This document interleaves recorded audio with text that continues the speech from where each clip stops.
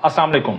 आज market 4,347 point plus close हुई है और 4619 पॉइंट प्लस हुई थी मैक्सिमम और 1233 पॉइंट प्लस रही है मिनिमम।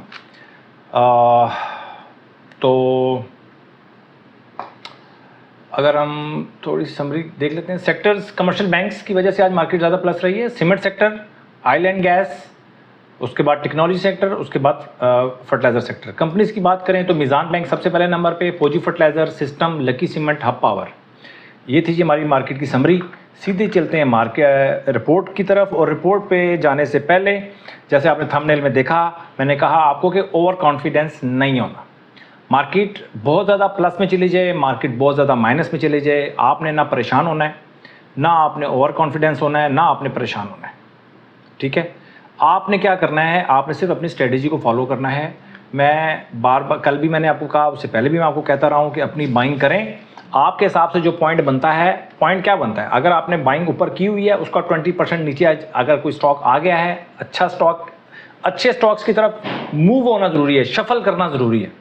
ठीक है, अपने पोर्टफोलियो को बार बार शफल नहीं कर सकते, बट शफल का भी एक तरीका होता है, वो उस शफल के तरीकों को भी हम डिस्कस करेंगे। बट आपको शफल करना है और स्वैप करने हैं अपने स्टॉक्स, अच्छे स्टॉक्स मैं आपको बार बार बता रहा हूँ डेली बेसिस के ऊपर। अच्छे स्टॉक्स जैसे अब सिस्टम है, सिस्टम लिमिटेड सबसे अच्छा इस टाइम जो परफॉर्म कर रहा है वो सिस्टम लिमिटेड परफॉर्म कर रहा है। लॉट केमिकल परफॉर्म कर रहा है। एंग्रो एच, काफ़ी अरसे से मैं आपको कह रहा हूँ कि एंग्रो एच आपके पोर्टफोलियो में होना चाहिए। अगर आपके पोर्टफोलियो में एंग्रो एच नहीं है तो फिर आप, अटक रिफाइनरी नहीं है आपके पास, मारी, मीज़ान बैंक, ILP, ऑक्टोपस परफॉर्म तो कर रहा है बट ये मेरे हिसाब किताब में नहीं है, लेकिन आजकल परफॉर्म कर रहा है। आजकल के हिसाब से देखा जाए तो परफॉर्म कर रहा है। के इलेक्ट्रिक, MFFL, PTC, EPCL, पाक oil field, synergy, ANL, PRL, OGDC, ये स्टॉक्स हैं जो कि परफॉर्म कर रहे हैं मार्केट में। अगर ये स्टॉक्स आपके पास नहीं है तो इसका मतलब है कि आपको स्वैप करने की ज़रूरत है, शफलिंग की ज़रूरत है, शफल करना है आपने अपने पोर्टफोलियो को। ठीक हो गया सर? अच्छा, और ये जो स्वैप करना है अपने पोर्टफोलियो को, आपने रीएडजस्ट करना है, इसके ऊपर भी हम वीडियोस बनाएंगे ताकि ये तो काम आपको मुसलसल करते रहना है अपने पोर्टफोलियो के साथ। कितने स्टॉक की अलर्ट कैंडल बनी? किसी स्टॉक की आज कोई अलर्ट कैंडल बनी है। शॉर्ट टर्म ट्रेडिंग के हवाले से मैं बता रहा हूँ आपको, तो इसका मतलब है कि शॉर्ट टर्म वालों की अभी बारी नहीं आई। हो सकता है 1-2 दिन मार्केट अगर अच्छी रहती है तो फिर हमारे पास कोई अलर्ट कैंडल बनना शुरू हो जाएंगी। कैटेगरी ए में लॉट केमिकल है, के इलेक्ट्रिक है, सिस्टम है, एंग्रो एच है, EPCL काफ़ी दिनों से अच्छा परफॉर्म कर रहा है। इसके अंदर कुछ मुझे लग रहा है कि यार ये कुछ करेगा। ठीक है, तो ये स्ट्रगल कर रहा है अपने हिसाब से, ठीक स्ट्रगल कर रहा है। तो अच्छा जी, इसके बाद है जी हमारे पास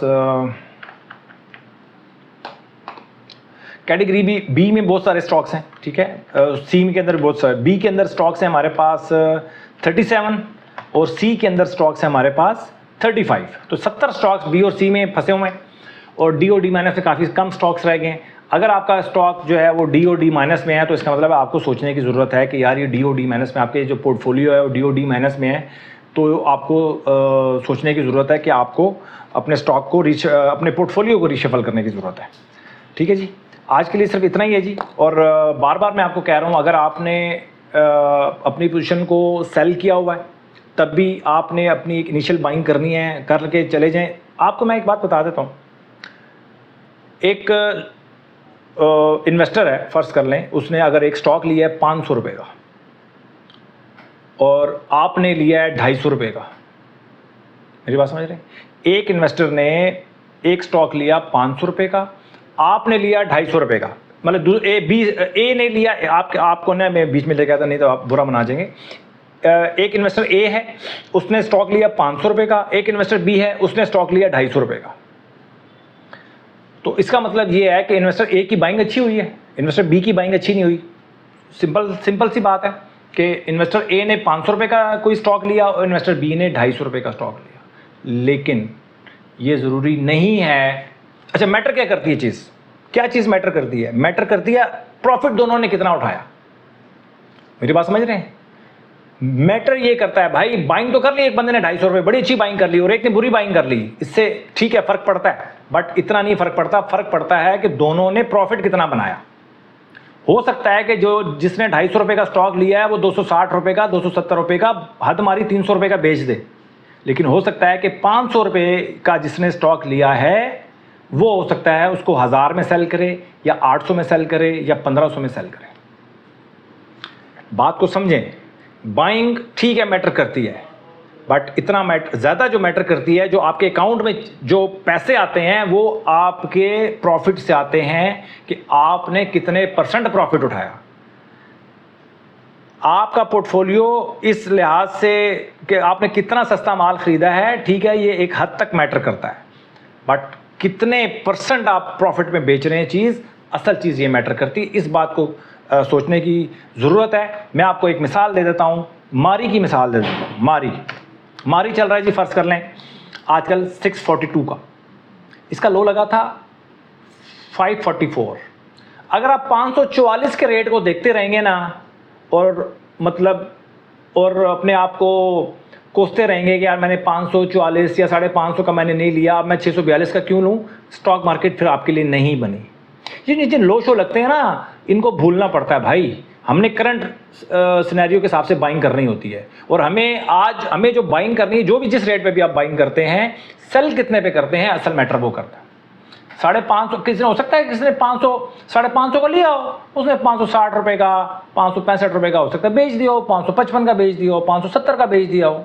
बट हो सकता है कि आज जो ले रहा है मारी 642 पे, हो सकता है ये 1200 का बेचे, ये 1000 का बेचे। असल गेम होती है कितने % प्रॉफिट उठा रहे हैं आप, कितना गया था, कितना जा सकता है। ये चीज़ें सोचेंगे तो फिर आप स्टॉक मार्केट में इन्वेस्टमेंट नहीं कर सकेंगे। ठीक हो गया जी। मेरा ख्याल है आज के लिए इतना काफ़ी है, और ये बड़ा इंपॉर्टेंट सब्जेक्ट है, बड़ा इंपॉर्टेंट लेसन है। इसको समझने की कोशिश करनी है, इसमें आपने मास्टरी करनी है, तभी स्टॉक मार्केट से आप बड़ा पैसा उठा सकेंगे। अपना ख्याल रखें, अपनी इन्वेस्टमेंट का ख्याल रखें। Thank you very much.